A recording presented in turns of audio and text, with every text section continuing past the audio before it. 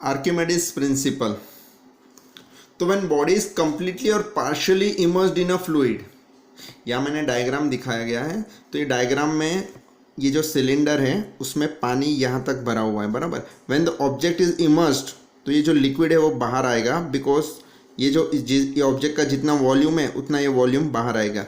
और जो लिक्विड है उसका यहाँ दूसरे डायग्राम में दिखाया कि ऑब्जेक्ट को अंदर डाल दिया है, तो यहाँ पानी आ गया है ये ग्लास में, और उसका वेट किया है। तो पहले 0 न्यूटन था ये ग्लास का वेट, फिर 3 न्यूटन हो गया, मतलब जो पानी है उसका वेट 3 न्यूटन हो गया, राइट।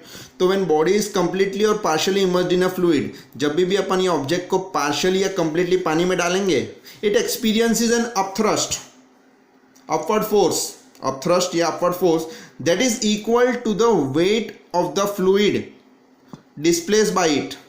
तो ये डायग्राम में आपको दिख रहा है कि जब अपन पानी ऑब्जेक्ट को पानी में डालेंगे तो वाटर डिस्प्लेस होगा। ये जो है उसको हम क्या बोलेंगे, वाटर डिस्प्लेस्ड, फ्लूइड डिस्प्लेस्ड। तो उसका वेट करना है, और जो वेट होगा ना that is equal to the upthrust. तो हम बोल सकते हैं कि upthrust is equal to the weight of displaced liquid, displaced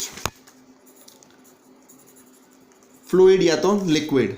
तो अपथ्रस्ट कितना होगा, जो डिस्प्लेस लिक्विड होगा ना उसका वेट कर लेना है, उसको हम लोग अपथ्रस्ट बोलेंगे। और यहाँ केस में हमारे यहाँ 3 न्यूटन आ रहा था, तो 3 newton is the force acting on the liquid. तो व्हेन ये आर्किमिडीज प्रिंसिपल बहुत ही इंपॉर्टेंट है, तो ये समझना है। व्हेन ऑब्जेक्ट इज कंप्लीटली और partially immersed in a liquid, it experiences upthrust, उसको अपथ्रस्ट लगेगा। कितना होगा, that upthrust is equal to the weight of the displaced liquid, weight of the fluid displaced by it. और ये diagram में आपको दिख रहा है कि उसका जो वेट है 3 न्यूटन, तो 3 न्यूटन ये होगा। Okay, now application of Archimedes principal. Application यानी यूजेस, आर्किमिडीज प्रिंसिपल कहाँ यूज आता है, तो it is used in designing ship and submarine. तो सबमरीन और शिप है उसमें आधा या कंप्लीटली पार्ट पानी में होता है, सबमरीन का पूरा पार्ट या तो आधा पार्ट कंप्लीटली पानी में होता है, और शिप का भी आधा पार्ट पानी में होता है। तो उसके ऊपर कितना अपथ्रस्ट लगेगा, that can be measured by Archimedes principle. तो it is used to design a ship and submarine.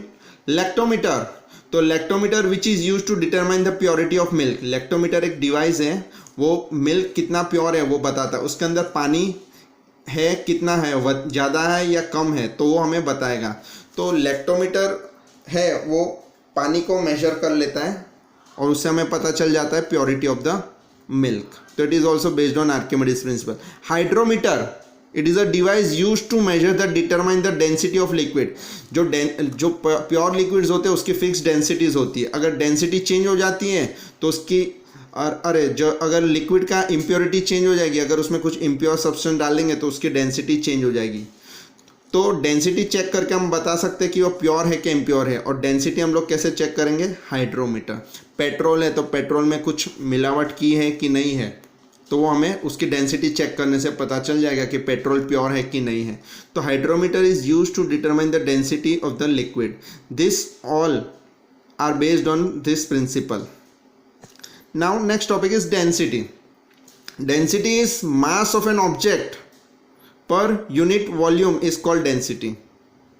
Particular volume है उसमें कितना मास भरा हुआ है उसको हम लोग डेंसिटी बोलेंगे। तो mass of an object in a particular volume, volume में कितना मास है, it is called density. D equals to M upon V, density equals to mass upon volume, mass per unit volume. Unit of density is KG per metre cube.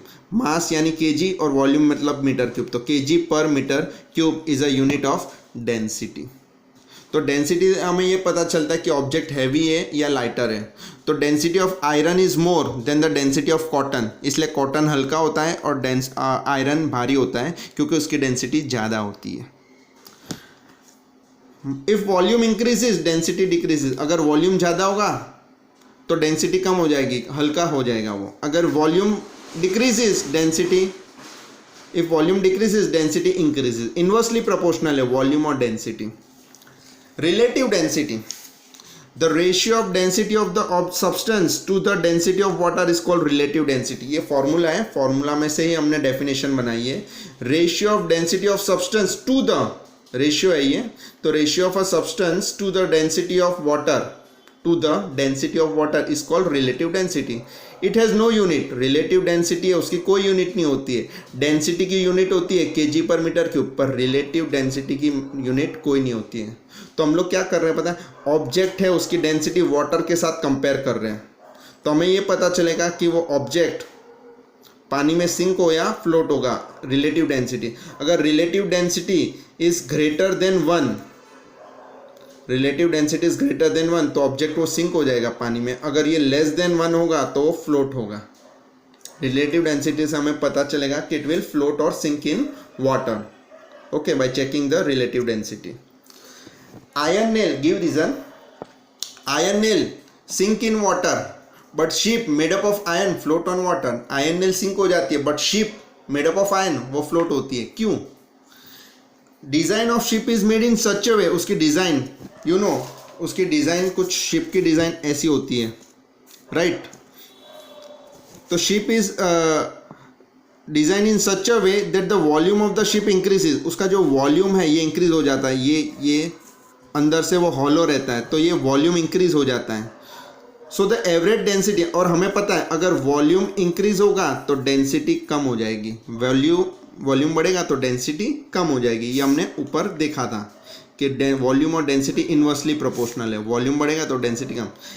तो ship is design in such a way that the volume of the ship increases, so the average density of the ship is less. उसकी जो average density है पूरी ship की average density is less than the density of water. तो ship की density कम हो जाएगी density of water. Generally ship की डेंसिटी आयरन की डेंसिटी ज़्यादा होती है आयरन नेल की, पर यहाँ average density of the ship is less than the density of water, that's why ship float on water.